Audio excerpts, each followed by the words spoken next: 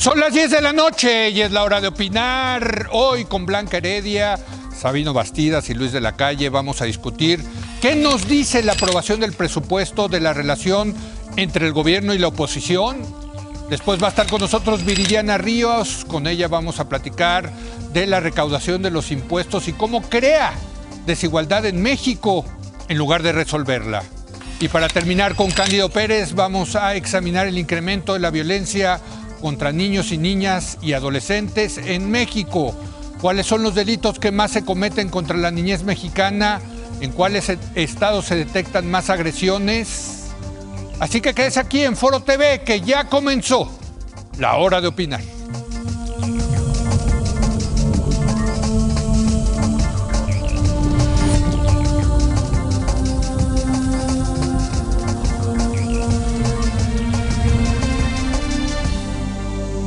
Muy buenas noches. El fin de semana la Cámara de Diputados aprobó el presupuesto de egresos de la Federación para el año que entra. La coalición gobernante de Morena, PT y El Verde no le cambiaron ni una sola coma a la propuesta original que había enviado el presidente López Obrador.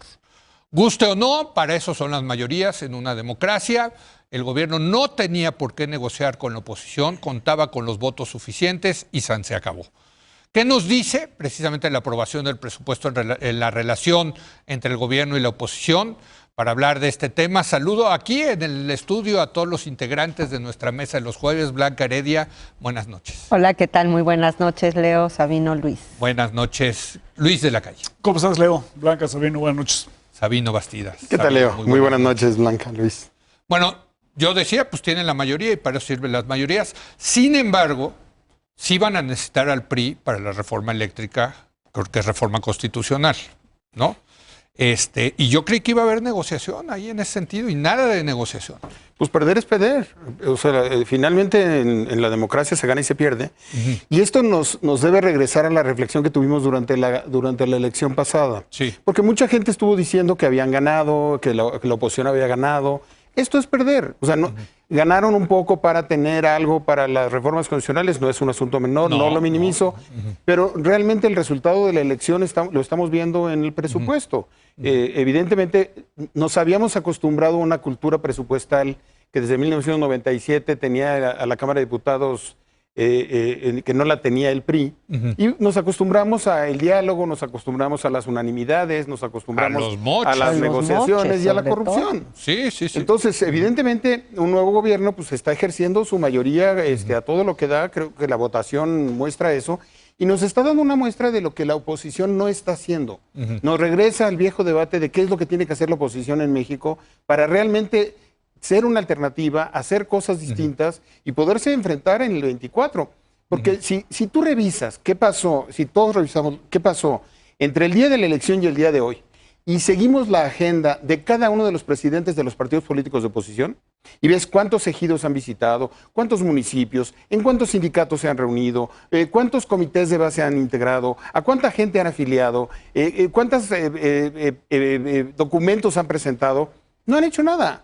O sea, 120 días puede ser mucho, puede ser poco, pero si tú te das cuenta que perdiste una elección y te pones a trabajar, pues estarás en mejores condiciones para el 24. Y lo que nos está demostrando es que tenemos partidos de oposición de invernadero, que no están en la base. López Obrador sí es cierto que es un fenómeno de medios de comunicación y hay que contenderlo en los medios de comunicación, pero también es un fenómeno de tierra, es un fenómeno político. Sí. Y evidentemente lo que estoy viendo es una oposición que sigue sin prepararse, que sigue en los clubes de industriales y en las alfombras del centro de la Ciudad de México y no en los lugares donde tiene que estar, que es enlodándose los zapatos, estando con la gente. Eso es lo que la gente le reprochó, por eso ganó López Obrador.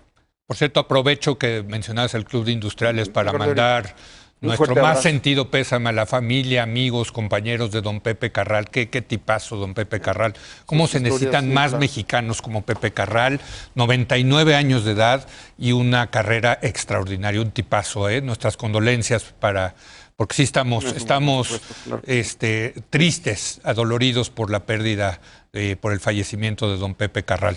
Luis. Agradecidos por 99 años de contribuciones al México, ¿no? Creo que Pepe Carral en muchos sentidos es un ejemplo, un apasionado de la UNAM, gran promotor de la UNAM en sus 99 años y gran promotor del Club Industriales, que como dice Sabino es alfombra roja, pero una alfombra roja abierta a las ideas de todos. Sí, totalmente, y creo muy que plural, en ese sentido claro. él hizo una contribución muy importante a México y bueno, obviamente en ese sentido creo que lo vamos a extrañar los que tuvimos el privilegio de conocerlo, ¿no? Sí, totalmente.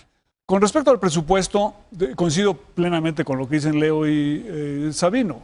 Las mayorías son para ejercerse. Sí. De hecho, en México caímos en el error del otro lado, ¿no? De acusar de mayoriteo. Varios de los que ahora están en Morena eran los que decían, no, me mayoritearon como si fuera una cosa antidemocrática. Anómala. El mayoriteo es profundamente democrático. Sí. Si tienes los votos, pues, tienes la oportunidad de hacerlo, pero también tienes la responsabilidad. O sea, porque este es el presupuesto del presidente de la República que refleja las prioridades del presidente de la República, ¿no? El presidente, si ustedes entran a su página internet de presidencia, van a ver, hay un capítulo que dice prioridades del presidente. Son 30. Yo sumo ahora una más, 31, que es la línea 12 del metro. Y el presidente solamente se dedica a esas. Sí. Y esas son las que se ven reflejadas en el presupuesto. Que tampoco está mal, no está mal. O sea, hay que decir, pues, son mis prioridades. Pero bueno, eso refleja, digamos, el beneficio de fijar las prioridades y la responsabilidad de que esa fijación sea la correcta. Ahora, desde el punto de vista de la oposición, yo difiero un poco con Sabino en el sentido que efectivamente es una tristeza que la oposición no esté en las calles promoviendo su visión de país y reclutando gente. Déjate después de la elección. Sobre todo antes, ¿no?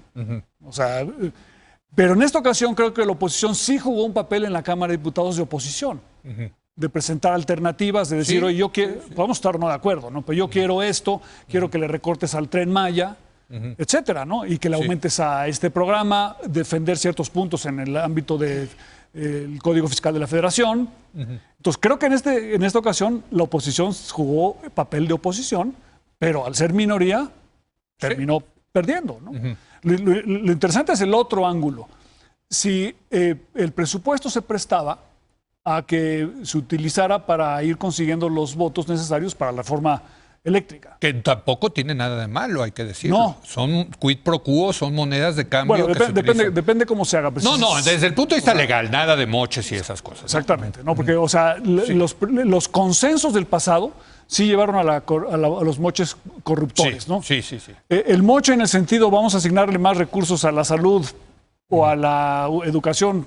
No, o por ejemplo, para el PRI te damos más dinero al campo para que las organizaciones campesinas del PRI se vean beneficiadas, ¿no? Sí. A cambio de yo te apoyo con la reforma eléctrica. Eso no está mal. Eso no necesariamente está mal, ¿no? Siempre y cuando ese subsidio sea el subsidio, digamos, apropiado, etcétera, ¿no? Claro. Y eso todo se puede discutir. Eso es contrario a la forma de operar del presidente, que es, yo tengo 30 prioridades y en esas 30 prioridades pongo mi presupuesto.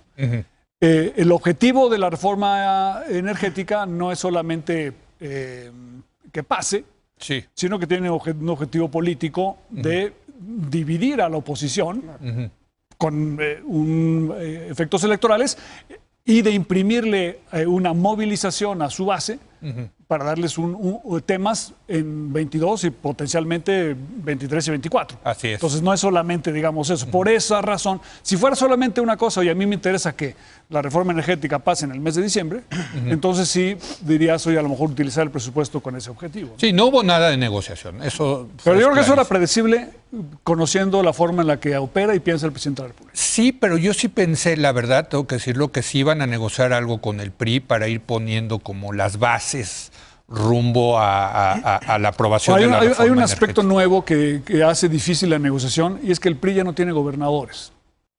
Bueno, o sea, tiene todavía algunos, poquitos, pero 6, ¿cuántos son? Más grande. ¿De veras o de mentir?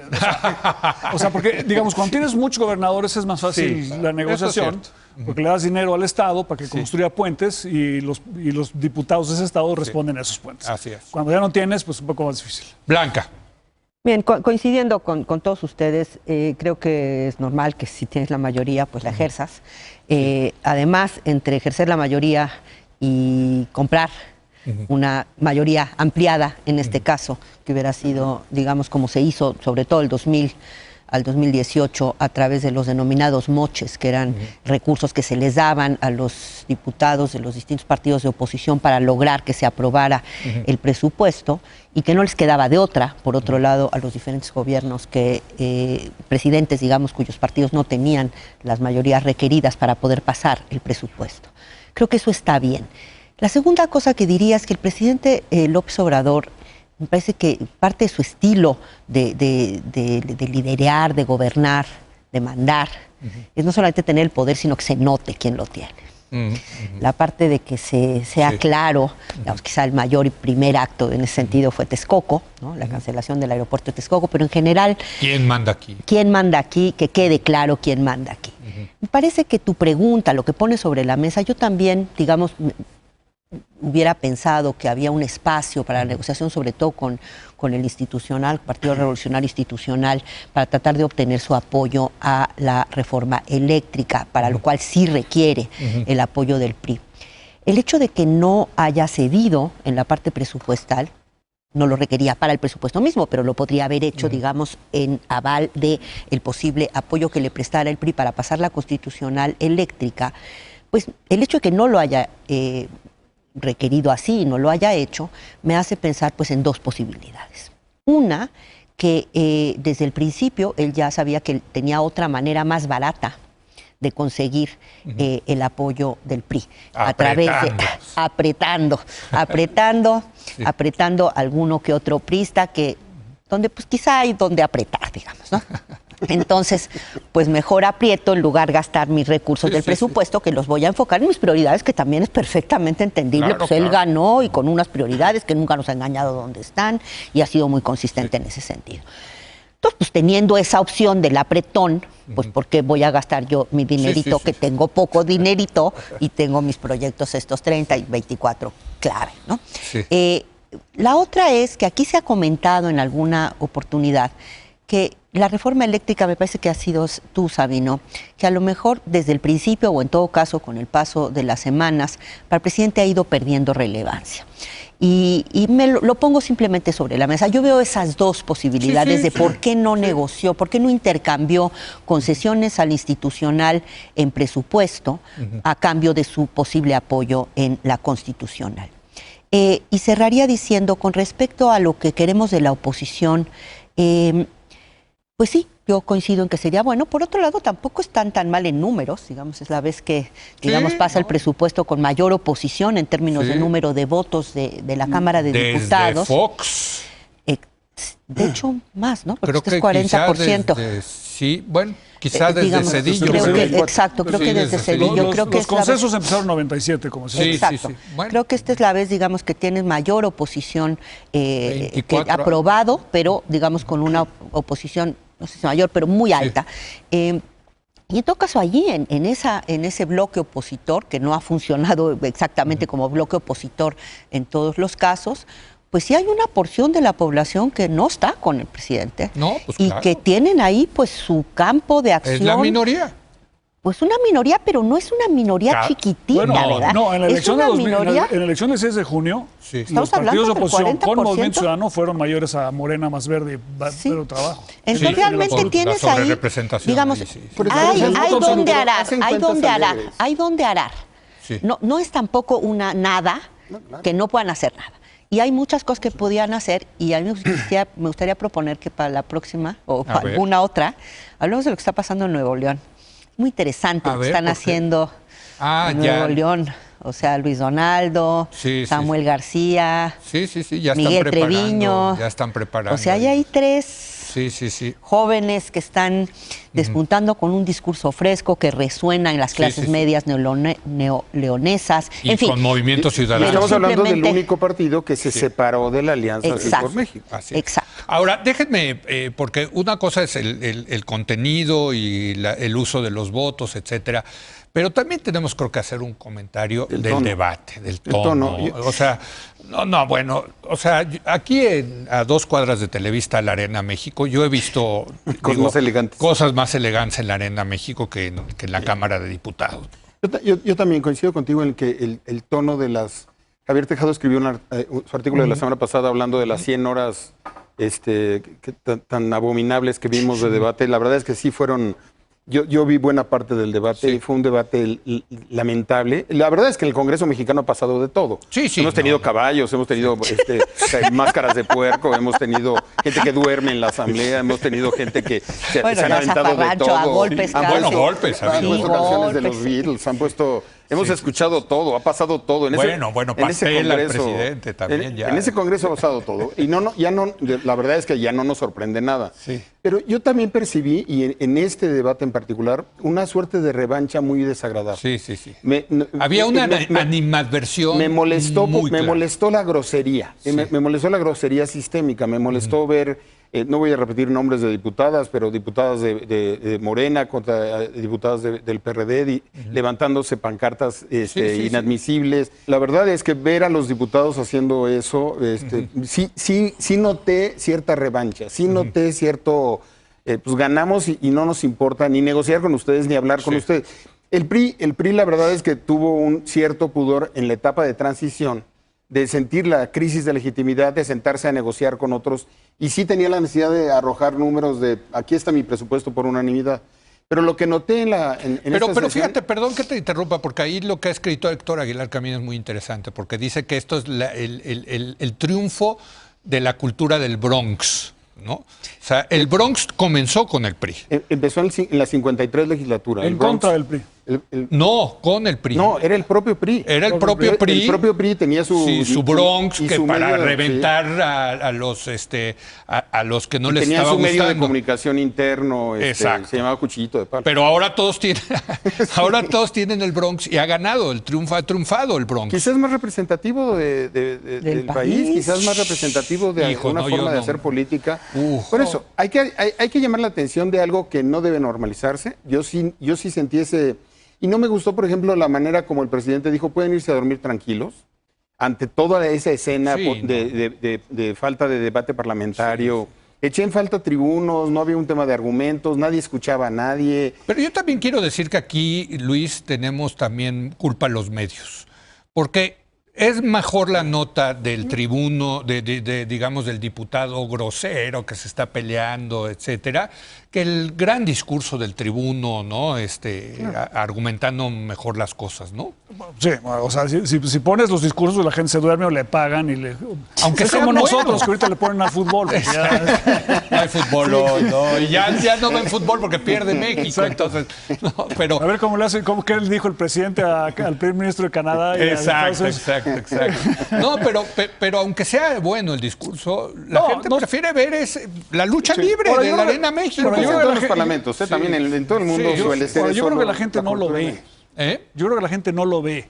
O sea, ves a lo mejor un recorte pequeño de que se dio un golpe o salió una pancarta o alguien se puso orejas de burro. Pero, de burro, ¿no? Pero la gente no le pone atención a la Cámara de Diputados y esto solamente desprestigia tremendamente a la Cámara de Diputados. Sí. El error número uno fue correr al presidente de la República de la Cámara de Diputados. Sí, tremendo. O sea, ese es el pecado original, ¿no?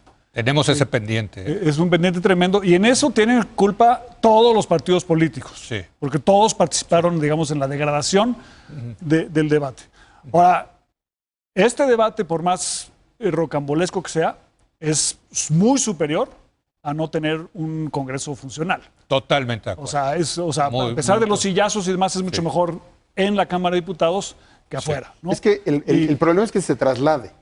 El problema es que el tono que vimos ahora, a mí no me espanta la polarización, pero sí la radicalización. No, a mí también. Yo creo que la polarización es negativa para el país. ¿De qué Congreso es este Congreso? ¿De qué país es este Congreso?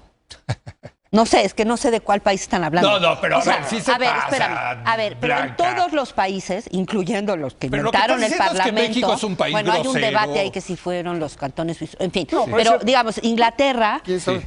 o sea, sí han visto los debates del Parlamento inglés. En varios momentos sí es así, se avientan, digamos, ellos no tienen molcajete, pero el equivalente al Sí hay molcajete. reglas, ¿eh? Sí hay reglas en la Cámara de... hay Ok, decoro, pero y hay en un muchos decoro, países, hay un decoro. bueno, no sé si vieron ahora en Argentina aquella señora que salió. Bueno, o sea, realmente Anécdotas cada uno, parlamentarias hay bueno, todo el mundo. efectivamente, Sí, anécdotas en Italia se parlamentarias agarran a es golpes. además Corea la del Cámara Sur. Baja, nuestra Cámara de Diputados, como otros países, pues la más representativa del país. El hecho de que tengamos pues una mayoría de Morena con sus aliados en términos del origen social, económico, geográfico de estos representantes, pues también a mí me parece que digamos, nos habla de la diversidad del país. Y sí, a lo mejor a las élites educadas en Francia sí les da como asquito. También a las de Estados Unidos. Exacto, exacto. En Francia o en Alemania. Perdón, yo sí lo pondría en términos de élites educadas. Tú usted lo pone distinto. Los más educados son los peores en la Cámara de Diputados. Bueno, puede ser. Mi punto es, refleja, digamos, el país. Hay un debate acalorado, hay un debate polarizado que nos habla de lo que está ocurriendo en el país en general. Tampoco debe de sorprendernos tantísimo. Entonces, el país, México, también son 100,000 muertos o 100 muertos al día. No quiero que se Debería de haber cámara. un balazo por ahí de repente. Porque, hombre, es representativo de la violencia que hay en México. Ahora, un último punto más de fondo, ¿sí? Tú echas en falta, varios de ustedes echan en falta, el que no hay como un debate más de altura. Sí, claro. Yo me pregunto, a lo mejor ustedes ahorita me van a dar algunos ejemplos. Yo ahora mismo no puedo acordarme de ningún debate de muy altura que haya cambiado nada en términos de las decisiones previamente acordadas y planchadas en los pasillos. O sea, ¿qué tanto el debate parlamentario en México ha contribuido en realidad a cambiar alguna... Sí, es muy triste. En ese sentido deberíamos de avanzar más hacia allá, pero eso también necesita cambiar más al país, no nada más a la Cámara de Diputados. Perdón, ya nos tenemos que ir, pero te habíamos interrumpido. Termina tu idea, perdón, Luis. Ya no me acuerdo qué iba a decir, pero o sea, que haya pleitos en la Cámara de Diputados es una cosa muy positiva. Sí. ¿No? Pero digamos, la degradación del lenguaje degrada la categoría de los representantes del pueblo. Y esta idea de que por ser pueblo pueden ser groseros es totalmente, desde mi punto de vista, clasista, es al revés. Los más gritones en la Cámara de Diputados son gente muy educada en el sentido que tienen mucha lectura, aunque tienen muy poca educación. Ahí está, bueno.